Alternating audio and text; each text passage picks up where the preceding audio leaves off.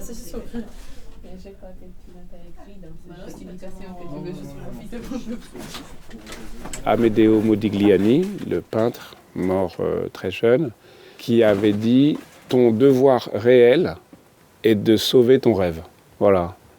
Extraire un truc de ça et sauver ses rêves, par exemple. Sauver ses rêves, c'est intéressant comme titre. C'est votre art? Oui. Oui, c'est très cool. Merci beaucoup. C'est très cool. Moi, je suis dans mon rêve, là. C'est-à-dire, moi, je suis dans quelque chose que j'ai imaginé avant que ça arrive. Je savais que ça pouvait arriver pour 2-3 mois. Par contre, que ça pouvait durer 25 ans, impossible pour moi. Et en fait, on est dedans. C'est-à-dire que l'endroit même où on tourne en ce moment, c'est pas un lieu complètement réel. C'est un lieu qui a été rêvé. Donc, on filme dans un rêve. Dans mon rêve.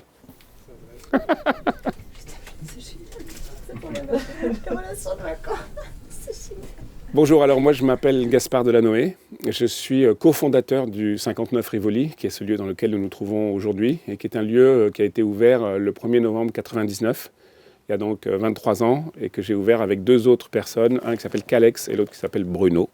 Le nom de Gaspard Delanoë, c'est un pseudo que j'ai choisi en 1998 quand je suis rentré dans l'univers des squats. Parce qu'il faut savoir que dans l'univers des squats, comme c'est un univers illégal, la plupart des artistes ou des militants, ils choisissent un pseudonyme. Pourquoi ? Parce qu'on essaye, quand on se fait choper par les flics, de retarder un petit peu le moment où on va devoir avoir des amendes et tout ça. Donc on dit toujours nos surnoms. C'est un petit jeu pour emmerder les keufs. Moi, personnellement, je n'étais pas artiste plasticien, mais j'avais un ami, le Suisse marocain, qui venait d'Allemagne, qui, lui, venait à Paris et il avait besoin d'un atelier. Et j'en ai parlé autour de moi et plusieurs personnes m'ont parlé des squats d'artistes que je ne connaissais pas. Quand j'ai découvert cet univers-là, ça m'a fasciné, pour la bonne et simple raison que c'est des lieux qui sont éphémères, borderline, qui sont fragiles, où c'est la base qui décide et non pas le sommet. Donc c'est beaucoup plus libre, beaucoup plus sauvage. À l'époque, j'ai trouvé ça impressionnant. Et donc je me suis dit, il faut continuer l'aventure de nouvelles ouvertures de lieux avec de nouvelles expulsions. Voilà, jusqu'au moment où on a réussi à tomber sur ce lieu, à le garder, qui était une sorte de concours de circonstances absolument délirant, mais qui fait qu'on est passé par un trou de souris et qu'on est encore là aujourd'hui. Encore un putain d'exilé fiscal. And how long you stay? Only 3 days in Paris. Oh, that's a short time. Exactly, yeah, for such a big city. Yeah, but still you get the best place. Yeah, exactly. La plupart des squats sont fermés au public. Ils ouvrent une fois toutes les 2 semaines pour faire une teuf, mais c'est tout. Pour nous, c'est le cœur de la matrice de la proposition. Cette proposition n'a de sens que s'il y a le public. Parce que là, le public, il voit autre chose. Il voit quelque chose qui n'a rien à voir, qui est gratuit et qui n'a rien à voir avec aucune institution. Donc normalement, ça lui pète le cerveau. C'est ça le but quand même. Les artistes, ils travaillent, c'est avant tout leur atelier. On interagit avec le public régulièrement, il y a des gens qui posent des questions, donc on essaye d'interagir. Mais c'est d'abord un lieu de production.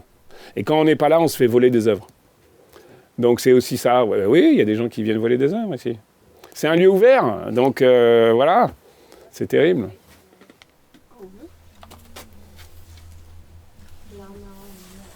Évidemment que nous, quand on a vu cet immeuble abandonné rue de Rivoli à Châtelet, là on a dit putain, ça serait quand même fantastique si on arrivait à prendre ce lieu.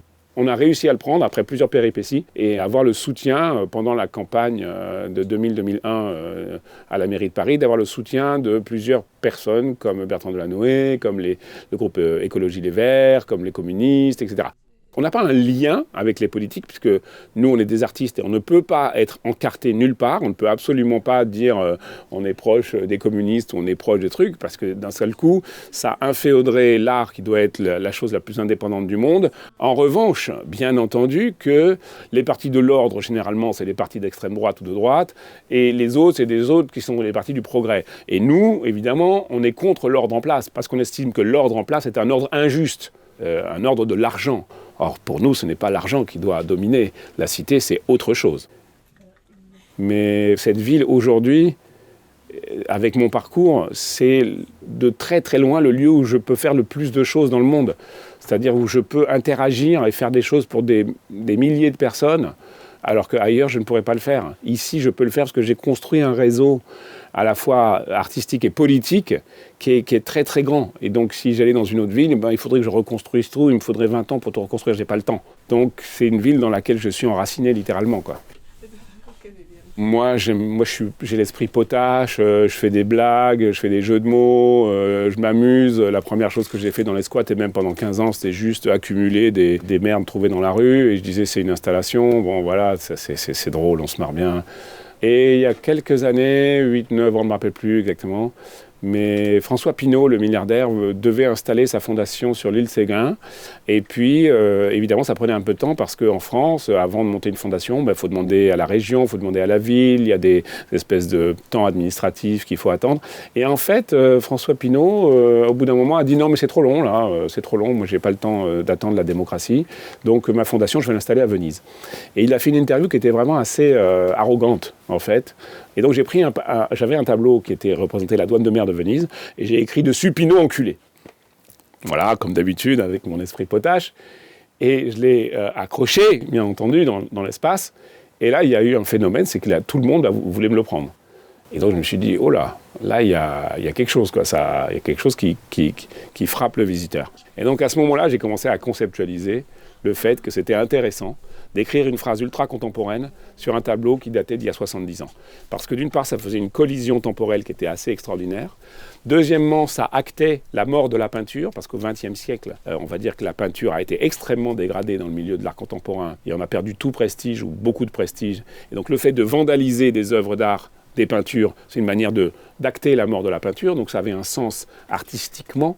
Et troisièmement, moi j'ai toujours travaillé avec des objets de récupération, et donc venir transformer une toile en écrivant un truc dessus, c'est-à-dire en la recyclant mais aussi en la modifiant, ça me parle parce que ça fait partie de notre monde qui surproduit. Donc j'avais au moins 3 points en termes de concept qui validaient cette idée-là, et donc à partir de ce moment-là, je me suis mis à chiner les samedis et dimanches dans des vides-greniers, des toiles, des croûtes, des merdes, des choses affreuses que j'adore.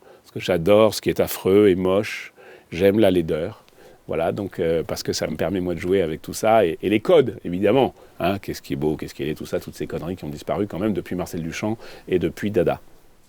Pour moi, c'est de l'art punk, c'est n'importe quoi, dans le désordre, ça branle bang de partout, c'est pourri, c'est naze, et en même temps, ça attaque le cerveau, quoi, donc c'est pas mal. She speaks French? Yeah. Ah, vous parlez français? Oui, juste... Vous comprenez cette phrase? Oui. Oui.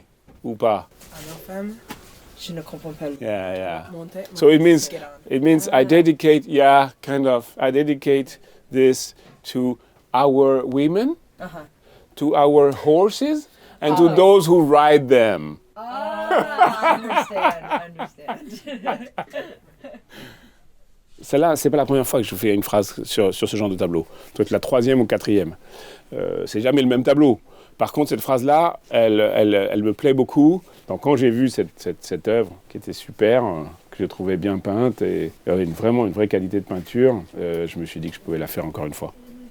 Pour les tickets de métro? C'est les visiteurs. Chacun peut le faire. C'est à vous de le placer, c'est comme vous voulez. Ouais, c'est participation libre. C'est le public. Ça, c'est trop simple.